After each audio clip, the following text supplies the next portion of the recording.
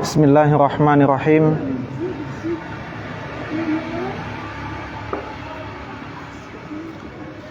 Assalamualaikum warahmatullahi wabarakatuh. Innal hamdalillah nahmaduhu wa nasta'inuhu wa nastaghfiruh wa na'udzu billahi min syururi anfusina wa min sayyiati a'malina. May yahdihillahu fala mudhillalah wa may yudlil fala hadiyalah. Asyhadu an la ilaha illallah wahdahu la syarikalah wa asyhadu anna Muhammadan abduhu wa rasuluhu alladzi la nabiyya ba'dah. Allahumma shalli ala Muhammad wa ala ali Muhammad wa man tabi'ahum bi ihsanin ila yaumiddin. Qala Allah jalla wa ala fi kitabihil karim,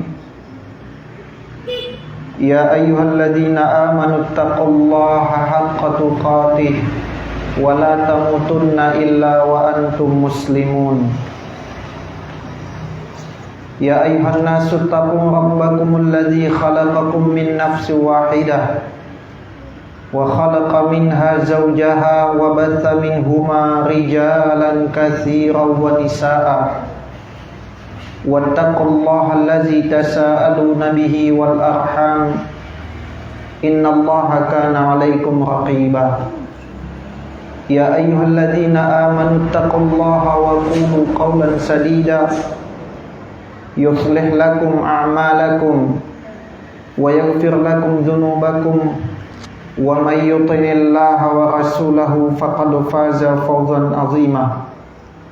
Amma ba'du fa inna asdaqal hadisi kitabullah wa khairal huda huda Muhammad sallallahu alaihi wasallam wa syarrul umuri muhdatsatuha fa inna kulla muhdatsatin bid'ah wa kulla bid'atin dhalalah wa kulla dhalalatin finnar.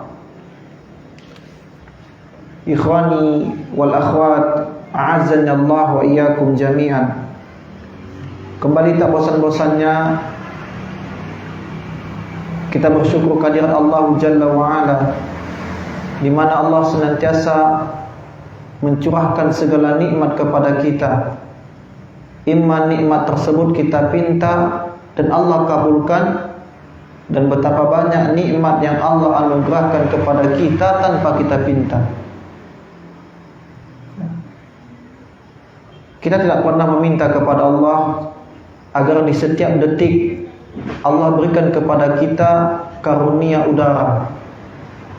Setiap helaan nafas, dentuman jantung, aktivitas paru-paru untuk memutar oksigen untuk dibutuhkan untuk tubuh kita, kita tidak pernah pinta.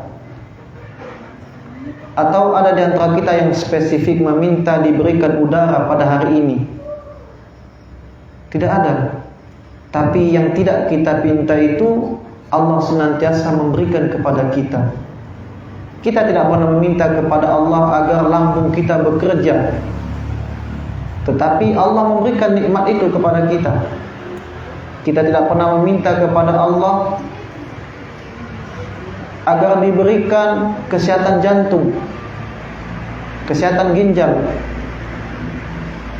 Saya yakin dan percaya kita yang hadir di majelis ilmu ini hari ini tidak pernah mungkin kita meminta kepada Allah, ya Allah berikan asupan oksigen kepada saya. Tapi betapa banyak nikmat. Ini salah satu contoh nikmat yang tidak kita pinta kepada Allah, namun Allah beri kepada kita. Maka sepantasnya kita bersyukur kehadirat Allah Tabaraka wa Ta'ala, di mana Allah telah menyempurnakan segala nikmat atas kita.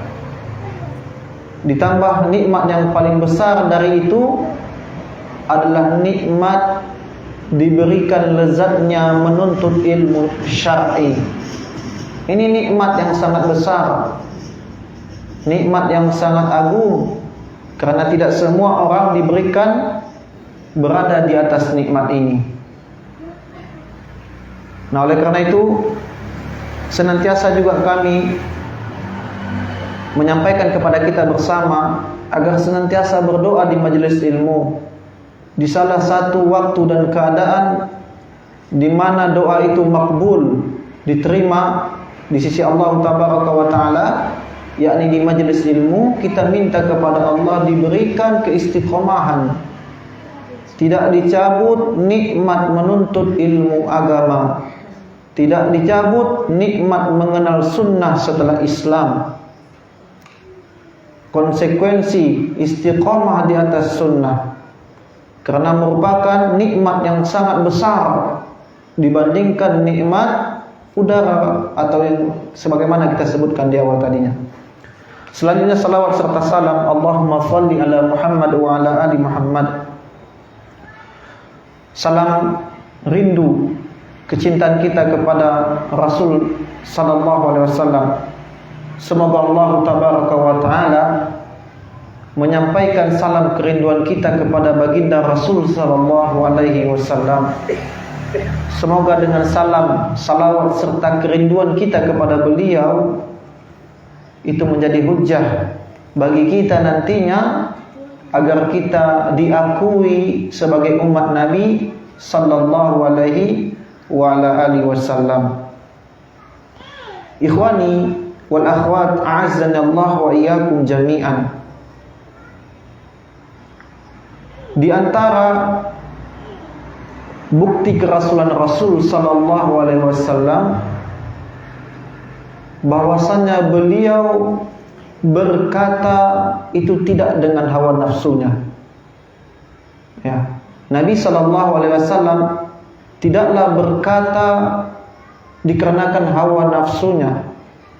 Hatta marahnya Nabi sallallahu alaihi wasallam itu bukan semata-mata karena beliau.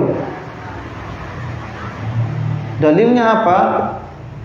Wa ma yantiqu 'anil hawa in huwa illa wahyu yuha. Quran surah Al-Ankabut ayat 2. Tidaklah Muhammad sallallahu alaihi wasallam itu berkata-kata melainkan ada wahyu yang diwahyukan kepada beliau sallallahu alaihi wasallam. Dan di antara tanda kerasulan bagi beliau sallallahu alaihi wasallam, beliau mengkhabarkan perkara-perkara gaib. Perkara-perkara gaib yang dimaksud adalah sesuatu yang belum terjadi dan pasti terjadi dan akan terjadi serta telah terjadi. Artinya yang disampaikan Nabi itu di zaman beliau belum terjadi, tapi sepeninggal Rasul telah terjadi. Ya, faham ya? Jadi di zaman Nabi, Nabi mengkhabarkan tentang peristiwa yang terjadi, tapi di zaman beliau belum terjadi. Tapi di zaman setelah beliau telah terjadi.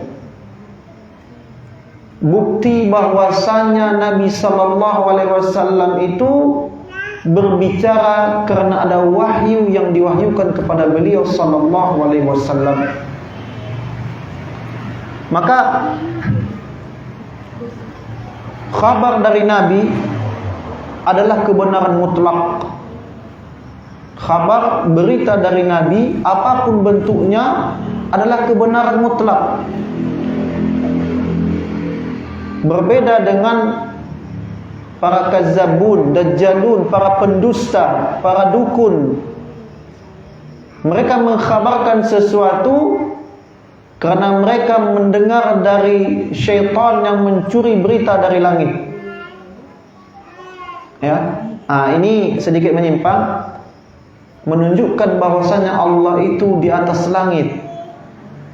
Ya, karena jin-jin pencuri, syayatin, dari syayatin, jin-jin pencuri itu mencuri berita dari langit. Dahulu sebelum Rasul sallallahu alaihi wasallam diutus, maka jin-jin pencuri berita ini leluasa mendengar, mencuri khabar dari langit dan disampaikan kepada wali-wali mereka di atas dunia berupa para kahin, para dukun, dan kemudian mereka mencampur adukkan dengan 1000 kedustaan. Makanya ketika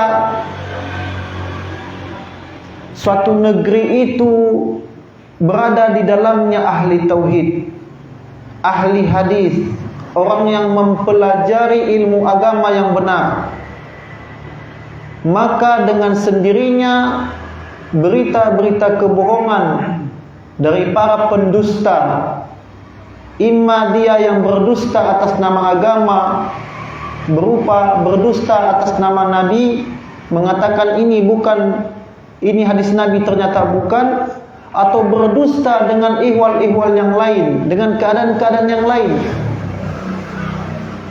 seperti berdustanya para dukun. Ketika satu negeri di dalamnya ada ahli hadis, para talabul ilmi, maka kebohongan-kebohongan akan sirna dengan sendirinya, bahkan akan lenyap, berkurang atau lenyap. Sebaliknya, ketika di suatu kaum atau satu negeri tidak ada orang yang mempelajari ilmu agama, tidak ada yang mempelajari tauhid yang benar, apa yang terjadi? Orang tidak mengenal lagi tauhid yang benar. Orang akan faham tauhid itu, syirik itu adalah meminta kepada selain Allah. Mereka tidak tahu lagi bahwasanya tawassul dengan orang yang sudah mati itu syirik. Mereka tidak tahu lagi bahwasanya tatayur, menggabungkan antara takdir Allah dengan kejadian alam. Ya, ini tatayur. Jadi tatayur itu menggabungkan takdir Allah dengan kejadian alam. Kejadian alam, misalkan yang sebagaimana kita pernah bahas pada pertemuan-pertemuan sebelumnya, misalkan ada kupu-kupu di rumah, ini kejadian alam digabungkan dengan takdir. Ini ada tamu. Ini tatayur. Dan ini tidak dibolehkan di dalam agama kita yang mulia ini. Betapa banyak orang yang tidak faham dengan ini. Betapa banyak orang yang mengklaim ketika tangan kirinya gatal, ia akan mendapatkan rezeki. Ketika tangan kanannya yang gatal, berkeyakinan bahwasanya ia akan mengeluarkan uang. Banyak dari kaum muslimin seperti ini. Bukti bahwasanya tauhid itu menjadi asing di tengah-tengah kita. Nah, oleh karena itu, ketika suatu kaum di dalamnya tidak ada orang yang mempelajari ilmu agama, majelis ilmu terasa asing, maka para pendusta dalam agama ini, termasuk orang-orang yang menyampaikan hadis-hadis dhaif bahkan palsu, akan tersebar merajalela.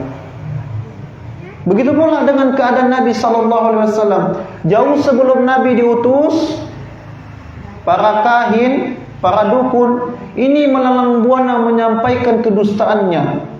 Para syaitan yang mencuri berita dari langit leluasa menyampaikan kedustaan-kedustaan mereka, sehingga sedikit masalah yang dicari adalah para kahin atau para dukun, atau yang dikenal dengan sekarang ini dengan paranormal atau orang pintar atau yang semisalnya. Ya. Maka khabar dari Rasul adalah kebenaran yang mutlak, kebenaran yang hakiki. Ya, kebenaran yang hakiki.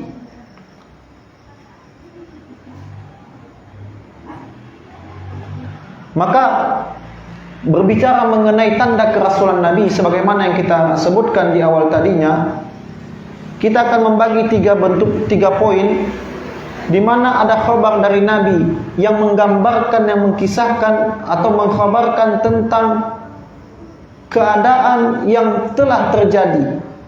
Artinya di zaman Nabi belum terjadi, tapi Nabi mengkhabarkan tentang sesuatu yang terjadi. Kami kutip sebuah hadis dari Nabi SAW, yang hadis ini muttafaqun alaih, dikeluarkan oleh Imam Bukhari dan Muslim. Dan kejadian ini telah terjadi dan tidak terulang kembali. Artinya cukup terjadi sekali dan tidak pernah terulang lagi. Apa hadisnya? La taqumus sa'ah, tidak akan tegak hari kiamat hatta taqtatila fi'atani azimatani yakunu bainahuma maqtalatan azimatun da'watuhuma wahidah. La taqumus sa'a, tidak akan tegak hari kiamat. Sampai apa? Sampai terjadi fitnah, dua fitnah besar, dua peperangan besar di antara kaum muslimin yang di dalamnya terjadi pertumpahan darah. Ya, di mana masing-masing mereka mendakwakan dakwah yang sama. Dakwah yang sama.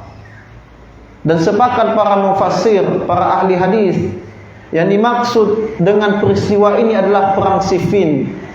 Perang Siffin, perang yang terjadi antara Ali bin Abi Thalib radhiyallahu an dengan Muawiyah bin Abi Sufyan radhiyallahu anhuma wa ardhah. Ya, masing di kedua pihak ini ada para sahabat. Para pemuka sahabat ada di kedua belah pihak. Tapi ketika terjadi peperangan ini, ikhwani a'azzani Allah wa iyyakum jami'an, pagi hari mereka berperang, malamnya mereka membaca Al-Quran, salat malam di antara kedua belah kubu. Lihat, apakah di zaman Nabi peperangan terjadi? Belum. Peperangan ini terjadi setelah Nabi SAW wafat. Sadaqa Rasul SAW, benarlah apa yang disabdakan Nabi. Khabar ini datang dari mana? Khabar ini datang dari langit. Khabar dari langit. Berita ini bukan diterka-terka semata. Kalaulah yang mengatakan ini adalah Musailamah Al-Kazzab, laknatullah alaih. Siapa Musailamah Al-Kazzab? Pendusta. Satu di antara dajjalun, satu di antara para dajjal yang turun mengaku mengklaim bahwasanya dia adalah Rasulullah. Pendusta agama. Pendusta. Nah, oleh karena itu ikhwani a'azzani Allah wa iyyakum jami'an, maka terkait hadis ini, ya, betapa sangat mulianya para penuntut ilmu agama. Terlepas dari maksud hadis ini, betapa sangat mulianya para penuntut ilmu agama. Kenapa kami katakan mulia? Mungkin atau bisa saja hadis ini belum pernah diperdengarkan oleh orang tua kita. Dan bukan berarti hadis ini tidak pernah didengar oleh mereka, lantas hadis ini menjadi hadis yang baru. Tidak. Hadis ini tetap terjaga. Inna nahnu nazzalna dzikra wa innahu lahafizun. Sesungguhnya kami yang menurunkan az-zikra, Al-Quran dan Sunnah. Wa nahnu, dan kami juga yang menjaganya. Al-Quran dan hadis dijaga oleh para ulama-ulama rabbani, para talabul ilm. Hadis ini mungkin kakek kita tidak mendengarnya, lantas kita dengar pada malam hari ini. Merupakan kemuliaan bagi kita telah mendengarkan hadis Nabi sallallahu alaihi wasallam. La taqumus sa'a, tidak tegak hari kiamat sampai sampai tegak peperangan besar di antara dua kelompok yang paling mulia. Masing-masing mereka mendakwakan dakwah yang sama, berada di atas manhaj salaf, akidahnya lurus. Terjadi fitnah di antara mereka yang dikenal dengan perang Siffin, dan di antara keduanya terjadi pertumpahan darah. Padahal ketika Nabi SAW masih hidup, kaum muslimin masih bersatu pada saat itu. Ini yang pertama, ya. Nabi menggambarkan kejadian yang telah terjadi dan tidak terulang lagi. Ya, terjadi dan tidak terulang lagi. Yang kedua, Nabi menggambarkan akan terjadi dan telah terjadi suatu peristiwa digambarkan oleh Nabi akan terjadi, dan itu telah terjadi, dan akan terulang lagi kejadiannya, bahkan di zaman kita ini.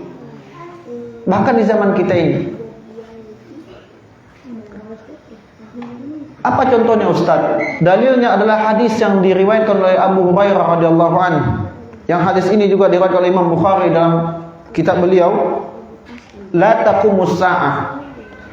Tidak tegak hari kiamat hatta yub'atsa dajjalun kadzabun qaribun min salatin kulluhum yaz'umu annahu rasulullah. Tidak akan tegak hari kiamat, kata Nabi sallallahu alaihi wasallam, sampai bermunculan dajjalun, para dajjal, para pendusta, kadzabun, qarib, mendekati 30 para pendusta,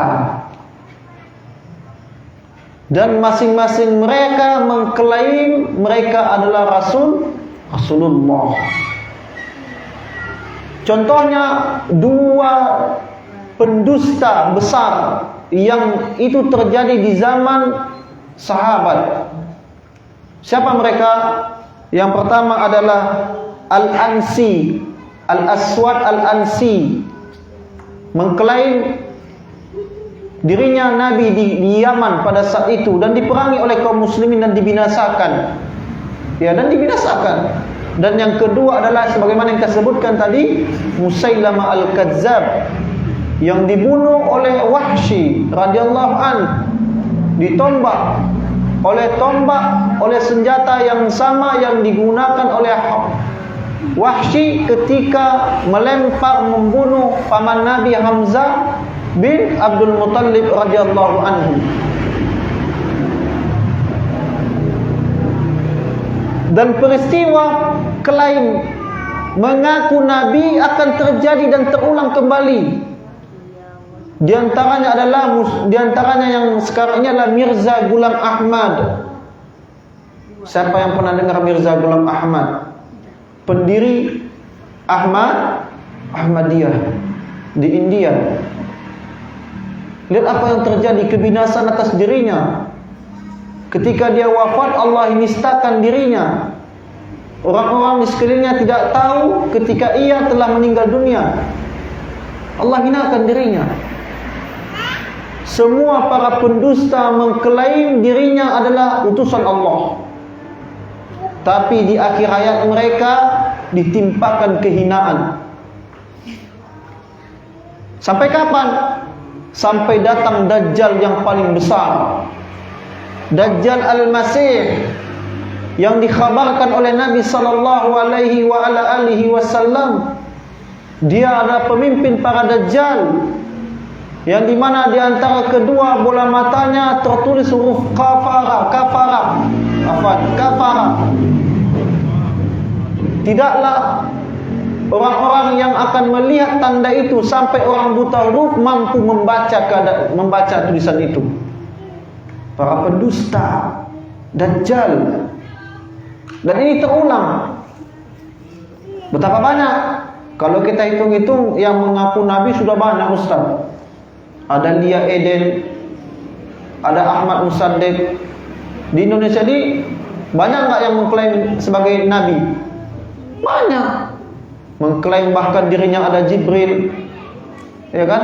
Ada Sai Baba lagi di India dan lain-lain. Lihat bagaimana kedustaan mereka terhadap agama ini. Ya.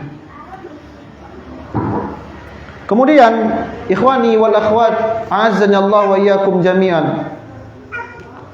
Kemudian yang ketiga, Nabi mengkhabarkan sesuatu keadaan yang baru terjadi atau sedang terjadi. Apa itu? Di antaranya adalah banyak contohnya. Misalkan hadis, kami lupa matanya, di mana banyak perempuan itu berjalan seolah-olah tidak memakai busana. Artinya menampakkan kemolekan isi tubuhnya. Dan itu terbukti. Di mana Nabi SAW melihat keadaan penduduk neraka, ya. Kemudian Nabi melihat suatu keadaan di mana ada orang diazab. Lantas beliau menanyakan kepada Jibril, siapa mereka? Kemudian Jibril mengatakan, itu adalah kaummu. Orang-orang yang para wanita mereka berpakaian tapi seolah-olah telanjang. Dan itu terjadi di tengah-tengah kita. Betapa banyak orang yang berpakaian legging membentuk fisiknya, membentuk kemolekan tubuhnya. Sadaqah Rasul sallallahu alaihi wasallam. Benar apa yang disabdakan Nabi. Dan itu tidak didapati di zaman Nabi sallallahu alaihi wasallam, orang yang mempertontonkan lekuk-lekuk tubuhnya dengan memakai pakaian yang ketat atau menjiplak tubuh mereka. Tidak didapati. Dan itu terjadi di zaman kita. Bukti bahwasanya apa yang dikhabarkan oleh Nabi adalah kebenaran mutlak, kebenaran dari langit yang disampaikan oleh Nabi sallallahu alaihi wasallam. Dan yang keempat adalah Nabi mengkhabarkan tanda-tanda daripada tanda hari kiamat. Tanda hari kiamat, misalkan turunnya Isa Al-Masih, turunnya Dajjal, turunnya atau terbitnya matahari dari barat, dari tempat tenggelamnya, kemudian turunnya Imam Mahdi, munculnya Imam Mahdi, dan lain-lain. Ini tanda-tanda yang belum terjadi dan akan terjadi. Dan wajib bagi kita untuk mengimaninya. Bahkan di antara yang dikhabarkan oleh Nabi adalah kita akan memengaruhi kaum Yahudi. Sampai-sampai pohon dan bebatuan akan mengkhabarkan kepada kaum muslimin, ya muslimin, ya mukminin, ini di belakangku orang Yahudi uktulu. Ini di belakangku orang Yahudi, bunuhlah mereka. Hari ini kaum muslimin di Palestina diperangi. Saya akan datang keadaan di mana kita akan memerangi mereka. Dan itu kita mesti membenarkan risalah itu, karena berita ini adalah dari langit. Berita ini dari langit. Ikhwani wal akhwat, a'azzani Allah wa iyyakum jami'an. Maka di antara berita atau kabar dari Nabi sallallahu alaihi wasallam yang akan kita bawakan pada kesempatan yang singkat ini adalah dua hadis dari Nabi sallallahu alaihi wasallam. Hadis pertama adalah hadis yang diriwayatkan oleh Ibnu Mubarak, Al-Lalikai dan Al-Khatib Al-Baghdadi, di mana Nabi sallallahu alaihi wasallam bersabda, Inna min asyratis sa'ah, sesungguhnya di antara tanda-tanda hari kiamat, ayyul tamasal ilmu indal asagir, sesungguhnya di antara tanda hari kiamat adalah ilmu diambil orang-orang yang kecil. Abdullah ibn Mubarak menafsirkan yang dimaksud al-asagir ahli bid'ah. Al-asagir adalah ahli bid'ah. Sesungguhnya akan datang tanda-tanda hari kiamat itu adalah ilmu diambil dari al-asagir, dari ahli bid'ah. Dan itu terbukti banyak dari orang-orang mencari ilmu dari kepopuleran seseorang, dari ketenaran seseorang, tanpa lagi melihat apa yang disampaikan oleh orang tersebut. Maka Ali bin Abi Thalib radhiyallahu anhu pernah berkata, riwayat Al-Khatib Al-Baghdadi dalam Al-Kifayah halaman 121, beliau pernah mengatakan, unzuru amman ta'khuduna hadzal ilma fa innama huwa din. Kata beliau radhiyallahu anhu, perhatikanlah dari siapa kamu mengambil ilmu ini, ilmu agama, karena sesungguhnya ia adalah agama. Ali bin Abi Thalib mengatakan di 14 abad yang lalu, perhatikanlah kalian di mana kalian mengambil ilmu agama ini. Tidak boleh sembarang-sembarang. Betapa banyak orang-orang belakangan mengambil ilmu agama asal sembarang tempat. Bahkan kepada al-asagir, kepada ahli bid'ah yang ditahzir oleh para ulama-ulama rabbani, diambil kepada mereka. Sehingga apa yang terjadi? Sesuatu yang merusak tatanan kaum muslimin. Sehingga telah disepakati sesuatu hukum itu haram, mereka akan berkilah bahwasanya ustaz saya, ustaz fulan membolehkan. Dikabarkan kepada mereka qala Allah wa qala Rasul, mereka bawakan pendapat ustaz mereka. Bukankah ini sebuah yang merusak tatanan beragama? Jelas merusak. Dan ini terbukti. Apakah pernyataan Nabi sallallahu alaihi wasallam ini telah terjadi di zaman kita? Orang-orang mengambil ilmu agama dari al-asagir. Terbukti apa tidak? Terbukti. Sadaqa Rasul sallallahu alaihi wasallam. Benar apa yang disabdakan Nabi sallallahu alaihi wasallam tentang orang-orang mengambil ilmu agama tidak lagi kepada ulama-ulama rabbani. Mengambil ilmu agama tidak jelas dalilnya, hadisnya sahih apa bukan. Ketika hadis itu dhaif, para dai akan mencantumkan, mengatakan bahwasanya hadis ini adalah lemah.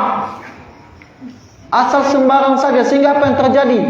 Hadis-hadis lemah disampaikan, bahkan hadis-hadis palsu pun berseliweran di sana sini. Dan itu terbukti. Betapa banyak hadis berseliweran. Man arafa dunya fa'alai bil ilm. Walaupun hakikatnya benar kalimat ini, tapi ini bukan benar disandarkan kepada Nabi sallallahu alaihi wasallam. Walaupun benar secara makna, man arafa akhirah fa'alai bil ilm. Man arada al akhirah fa'alai bil ilm. Man arada dunya fa'alai bil ilm. Man arada huma fa'alai bil ilm. Ini tidak benar disandarkan kepada Nabi sallallahu alaihi wasallam walaupun maknanya benar. Bukti bahwasanya tidak melihat kepada siapa kita belajar, mengambil ilmu agama yang benar. Ini hadis yang pertama. Hadis yang kedua adalah hadis orang-orang jahil diangkat sebagai tokoh agama. Orang-orang jahil diangkat sebagai tokoh agama. An Abdullah ibn Amr ibn al-As radhiyallahu anhuma wa arda. Dari Abdullah bin Amr bin al-As radhiyallahu anhuma, semoga Allah meridhai keduanya. Qala sami'tu Rasulullah sallallahu alaihi wasallam yaqul, aku mendengar Nabi sallallahu alaihi wasallam bersabda, innallaha, sesungguhnya Allah jalla wa ala, la yaqbidul ilma intiza'an yantazi'uhu. Sesungguhnya Allah jalla wa ala tidaklah mengangkat zat ilmu itu intiza'an yantazi'u minal ibad, dengan mencabutnya dari dada-dada kaum muslimin. Tidak. Ilmu agama ini nanti akan hilang. Nanti akan hilang. Sesungguhnya Allah tidak mencabut ilmu agama dari dada-dada kaum muslimin begitu saja, tidak. Walakin yaqbidul ilma biqabdil ulama, tapi dicabutnya ilmu itu dengan cara diwafatkan para ulama, sehingga bersama mereka ilmu agama akan sirna, sehingga bersama mereka ilmu-ilmu diangkat kepada Allah tabaraka wa ta'ala. Makanya Nabi sallallahu alaihi wasallam tidaklah meninggalkan waris berupa dinar dan dirham, tetapi beliau meninggalkan ilmu agama. Maka ambillah itu sebanyak-banyaknya, ambillah warisan Nabi. Dan di antara warisan Nabi itu adalah hadis-hadis Nabi sallallahu alaihi wasallam. Hadis Nabi. Mungkin orang tua kita, mungkin kakek kita belum pernah mendengar hadis, 1-2 hadis, maka lazimkan kita menuntut ilmu agama. Karena di saat itu kita telah mengambil warisan dari Nabi sallallahu alaihi wasallam.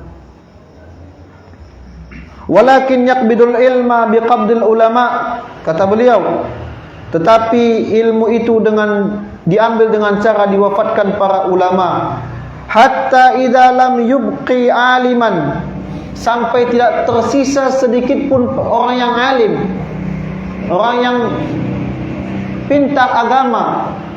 Ittakhadzan nasu ru'usan juhala, maka akan diangkatlah orang-orang jahil sebagai pemuka agama. Pemuka agama. Fasu'ilu, kemudian orang-orang bertanya kepadanya. Fa'aftau bi ghairi ilm, kemudian dia berfatwa tanpa ilmu. Fa'aftau bi ghairi ilm fadallu wa adallu, dan dia sesat dan menyesatkan orang lain. Sekarang kami tanya, apakah kejadian ini telah terbukti? Apakah yang disebutkan oleh Nabi ini telah terbukti? Terbukti. Kita tidak menunjuk hidung. Banyaknya al-asagir merajalela, ruwaibidah, orang yang kerdil ilmu agamanya, fa'aftau bi ghairi ilm, berfatwa tanpa ilmu. Ibnu Abbas menyebutkan di zaman mereka, di zaman para sahabat, kathirul ulama wa qalilul khutaba, banyaknya ahli ilmu, sedikitnya orang yang berbicara. Artinya sebagaimana yang terjadi oleh Abu Musa al-Asy'ari ketika melihat orang-orang yang berkumpul melakukan zikir-zikir tertentu yang tidak pernah beliau temukan semasa bersama dengan Nabi sallallahu alaihi wasallam. Beliau mampu untuk mengingkari, tapi beliau mendatangi Ibnu Mas'ud radhiyallahu anhu dengan anggapan Ibnu Mas'ud lebih baik dari diri beliau radhiyallahu anhu. Padahal beliau mampu untuk membantah itu. Lihat bagaimana kehati-hatian para sahabat Nabi ridwanullah alaihim jami'an. Berbeda dengan kita. Bermunculnya para ruwaibidah, fa'aftau bi ghairi ilm, menyampaikan fatwa. Ditanyakan apa hukumnya kerja di bank konvensional sebagai security, saya rasa boleh. La haula wala quwata illa billah. Fa'aftau bi ghairi ilm. Sekarang apakah yang disabdakan Nabi pada hadis yang kedua ini telah terjadi? Telah terbukti? Terbukti. Maka apa fawaid, apa faedah-faedah dari hadis yang kedua ini? Yang pertama, menjelaskan keutamaan ilmu agama. Ilmu agama menjelaskan kepada kita tentang ilmu agama. Hakikat ilmu itu adalah pengetahuan kebenaran dengan dalil, dengan dalil Al-Quran dan Sunnah ala fahmi salaf. Kebenaran yang mutlak itu adalah Al-Quran dan hadis dengan pemahaman sahabat ridwanullah alaihim jami'an. Tidak ada tawar-menawar di atas itu. Tidak Al-Quran dan Sunnah dengan pemahaman guruku, tidak. Al-Quran dan Sunnah dengan pemahaman kiaiku, tidak. Al-Quran dan Sunnah dengan pemahaman sahabat. Kenapa sahabat? Karena ada jaminan untuk beragama dengan beragamanya para sahabat ridwanullah alaihim jami'an. Banyak dalil dari Al-Quran maupun hadis yang menyebutkan wajibnya kita beragama dengan beragamanya para sahabat ridwanullah alaihim jami'an. Di antaranya Al-Quran surah An-Nisa 115. Wa may yushakkikir rasula min ba'di ma tabayyana lahul huda wa yattabi' ghayra sabilil mu'min nuwallihi ma tawalla wa nuslihi jahannam wa sa'at masira. Barang siapa wa may yushakkikir rasul, menyelisih rasul setelah datang kepadanya bayan, penjelas, wa yattabi' ghayra sabilil mu'min, dan tidak mengikuti jalan selain orang mukmin. Jalan selain orang mukmin yang pertama sekali adalah para sahabat. Ayat ini turun kepada mereka pertama sekali, bukan kepada kita. Maka orang mukmin pertama sekali adalah para sahabat. Maka ini dalil wajibnya kita beragama dengan pemahaman para sahabat ridwanullah alaihim jami'an.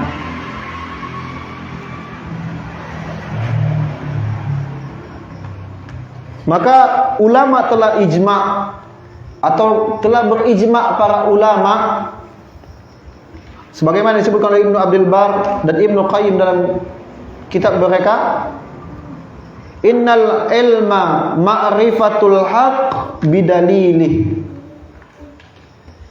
Sesungguhnya ilmu itu diketahui dengan dalil. Mengetahui suatu ilmu itu dengan dalil. Makanya bertanya dalil adalah kewajiban kita sebagai mad'u, sebagai jamaah. Itu hak daripada jamaah. Jangan alergi sesedikitnya dalil.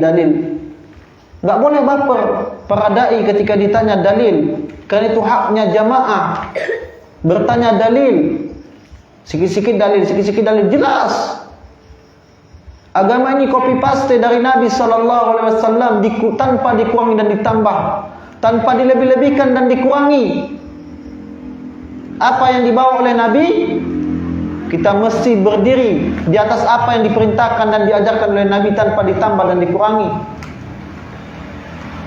Wa amma biduni dalili, adapun orang yang tidak berbicara di atas dalil, tidak berpijak di atas dalil, fa innama huwa taqlid, maka sesungguhnya itu adalah mengekor, taklid. Dan ini tidak dibolehkan dalam agama kita, taklid, mengekor hawa nafsu. Oh, saya ikuti ustaz itu karena banyak jamaahnya. Kebenaran tidak dilihat dari jumlah, ikhwan. Ya akhwat, kebenaran tidak dilihat dari jumlah. Karena tidak ada satupun dalil yang memuji jumlah yang banyak. Tidak ada. Bahkan dalam Al-Quran tidak ada Allah memuji jumlah yang banyak. La tazalu ta'ifatu min ummati zahirin 'alal haqq. Hadis Nabi sallallahu alaihi wasallam, akan senantiasa ada dari umatku sekelompok. Nabi tidak gambarkan kaum yang banyak. Zahirin 'alal haqq, menampakkan kebenaran. Bukan hanya berada di atas kebenaran, tapi menampakkan kebenaran. Mereka tampakkan bahwasanya jenggot adalah sunnah dari Nabi sallallahu alaihi wasallam, ajaran Nabi. Berpakaian laki-laki berada di atas mata kaki adalah sunnah syariat dari Nabi sallallahu alaihi wasallam. Para akhwat menjulurkan kain ke seluruh tubuh mereka. Inilah syariat dari Nabi, sunnah Nabi sallallahu alaihi wasallam. Zahirina al-haq, menampakkan kebenaran, tidak akan mencelakakan mereka sedikit pun. Dan menjadi sunnatullah, orang yang berada di atas sunnah, mereka itu akan dicela, akan dicibir. Dan berbahagialah kita. Celaan yang kita dapati itu tidak sebanding dengan apa yang diterima oleh sahabat, bahkan Nabi sallallahu alaihi wasallam. Nah, oleh karena itu al-ilmu adalah qala Allah wa qala Rasul. Ilmu itu adalah firman Allah dan hadis Nabi sallallahu alaihi wasallam, wa qala sahabat, dan perkataan para sahabat ridwanullah alaihim jami'an. Maka dalam menyikapi ilmu manusia terbagi tiga. Dalam menyikapi ilmu manusia terbagi tiga. Yang pertama mujtahid, orang yang berilmu, dia akan berijtihad. Para sahabat, para salaful ummah. Yang kedua adalah muttabi', orang yang ittiba', yang mengikuti mereka dengan ilmu. Maka bagi orang penuntut ilmu agama, tetapkan kepada ustadz atau masyayikh siapa yang kita jadikan rujukan, yang itu telah direkomendasikan, dibicarakan oleh para ulama-ulama sekitar beliau untuk diambil ilmunya. Ya. Dan yang ketiga, manusia jatuh dalam bentuk muqallid. Ya, mengekor tanpa melihat dalil sama sekali. Dan ini dalam kondisi kita yang belum tentu apa-apa boleh, tapi sangat darurat. Mesti kita bertanya kepadanya dengan dalil, atas landasan apa mereka berpijak di atas fatwa mereka. Ya, ini fawaid dari hadis yang pertama. Yang kedua, bahwasanya pelajaran kepada kita kebesaran dan kemuliaan ahli ilmu. Dari hadis yang digambarkan oleh Nabi tadi, kemuliaan ilmu, di mana Allah Jalla wa Ala mengatakan syahidallahu annahu la ilaha illa wa wal malaikatu wa ulul ilmi qa'iman bil qist. Allah menjadikan syahidallah, sesungguhnya telah bersyahadat, telah menyaksikan annahu la ilaha illa, tidak ada ilah yang berhak diibadahi kecuali Allah Jalla wa'ala. Allah memberikan sifatnya pertama sekali kecuali dirinya yang mengetahui itu. Wal malaika, kemudian para malaikat. Wal ilmi qa'iman bil qis, kemudian yang ketiga adalah para talabul ilm, para penuntut ilmu agama. Kemuliaan para ahli ilmu, para talabul ilmu dipuji oleh Allah dalam ayat ini. Dalam ayat yang lain, yarfa'illahu alladzina amanu minkum walladzina utul ilma darajat. Dalam Quran surah Al-Mujadilah ayat ke-11. Kemudian dalam Quran surah Az-Zumar ayat 9, qul hal yastawiyal ladzina amanu walladzina la ya'lamun. Qul hal yastawiyal ladzina ya'lamun walladzina la ya'lamun. Apakah sama orang yang berilmu dengan orang yang tidak berilmu? Pujian Allah kepada para ahli ilmu, para talabul ilm. Kemudian dalam Quran surah Al-Anbiya ayat 7, fas'alu ahlal dzikr in kuntum la ta'lamun. Bertanyalah kalian kepada ahli zikr, ahli ilmu, jika kalian tidak mengetahui. Fawaid yang ketiga adalah kita senantiasa belajar sebelum ilmu itu diangkat. Belajar dan senantiasa belajar. Jangan sampai ketika para ahli ilmu itu diangkat, diwafatkan, otomatis ilmu pun telah diangkat dari dada-dada mereka. Waalaikumsalam warahmatullahi. Maka belajar. Jangan sampai kita tidak tahu apa-apa. Sesuatu di zaman Rasul itu sesuatu yang diharamkan, kemudian kita baru mengatakan haram. Selama ini kemana kita? Dahulu Nabi ketika mendengar seruling, beliau sampai menutup telinganya. Lalu orang belakangan mengatakan ada yang musiknya begini itu dibolehkan. Kemana kita selama ini? Jangan sampai ilmu dunia kita telah menginjakkan bangku kuliah, tapi dalam ilmu agama kita tak ubahnya seperti anak TK. Yang keempat dari hadis ini adalah celaan terhadap yang bukan ahli ilmu. Fa'aftau bi ghairi ilm, fadallu wa dallu. Mereka berfatwa dan mereka telah sesat. Kalau cuma berhenti pada kesesatan tidak masalah, tapi juga menyesatkan orang lain dengan fatwa mereka yang menyimpang. Maka kerusakan yang terjadi. Maka ahli ibadah dengan orang yang berfatwa, ahli ibadah yang tidak berada di atas dalil, dia hanya merusak dirinya. Berbeda dengan orang yang berfatwa, dia telah merusak dirinya dan merusak kaum muslimin dengan fatwa-fatwanya.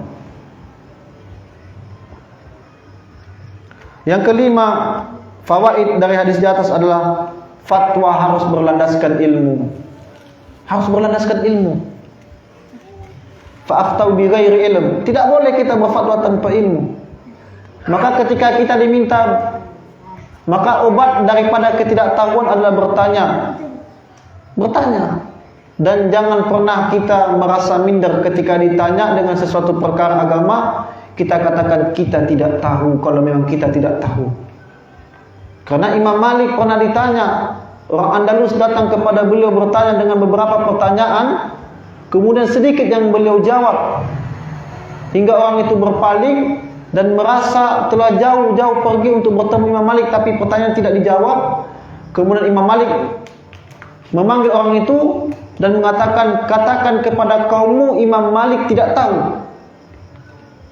Maka bukan sebuah aib bagi kita para talabul ilm ketika ditanya sesuatu hukum, jika itu tidak tahu maka katakan tidak tahu. Yang keenam atau yang terakhir adalah tercelanya sebagian orang yang berfatwa dengan ra'yu, dengan hawa nafsu, dengan akalnya. Maka kita yang belajar ilmu agama ini, ikhwan wal akhwat, a'azzani Allah wa iyyakum jami'an, diajarkan kita beragama dengan dalil. Al-Isra ayat 36, wala taqfu ma laysa laka bihi ilm innas sam'a wal basara wal fuad kullu ulaika kana anhu mas'ula.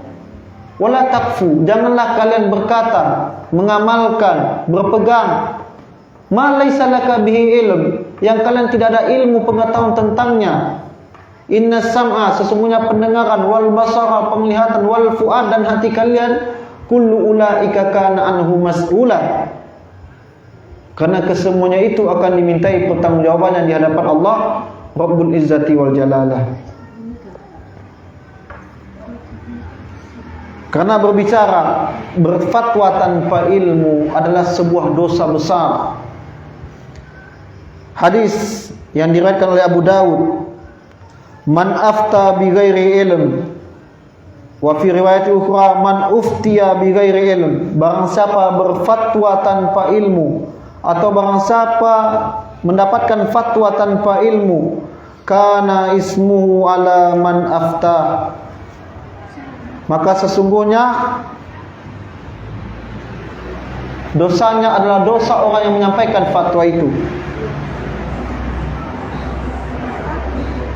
Maka ada sebuah kejadian, dan ini dicela oleh Nabi SAW sampai wajah beliau itu sangat merah, menunjukkan beliau sangat marah.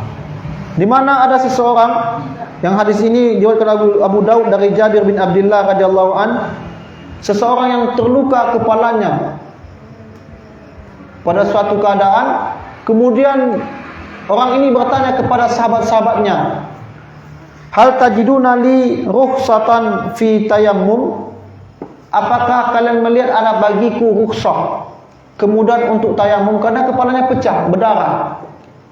Apa kata sahabat-sahabatnya?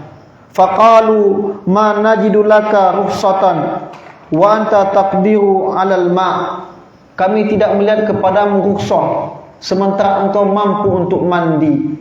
Apa yang terjadi? Faghtasala famata, maka orang ini mandi kemudian meninggal. Padahal ada baginya rukhsah untuk tayamum, karena beliau mendapati keadaannya waktu itu dalam keadaan junub. Mereka berfatwa tidak ada bagi anda rukhsah. Ketika para rombongan ini sampai kepada Nabi dan dikabarkan kepada Nabi, apa kata Nabi? Qataluhu, sungguh kalian telah membunuhnya. Qatalahumullah, semoga Allah membunuh kalian. Dengan wajah beliau yang sangat marah. Lihat, perkara tayamum telah membunuh seseorang. Lalu bagaimana dengan fatwa tanpa ilmu? Fatwa tanpa ilmu. Maka penting bagi kita untuk menuntut ilmu agama. Kita meminta dengan nama Allah yang husna wa sifatihil ula, agar kiranya Allah memberikan kepada kita ilmu yang bermanfaat. Allahumma inna nas'aluka ilman nafi'ah wa rizqan tayyibah wa amalan mutaqabbalan. Mungkin itu saja yang dapat kami sampaikan. Wassallallahu ala nabiyyina Muhammadin wa ala alihi wa sahbihi wasallim. Aqulu qawli hadza subhanakallahumma wa bihamdika asyhadu an la ilaha illa anta astaghfiruka wa atubu ilaik. Assalamualaikum warahmatullahi wabarakatuh.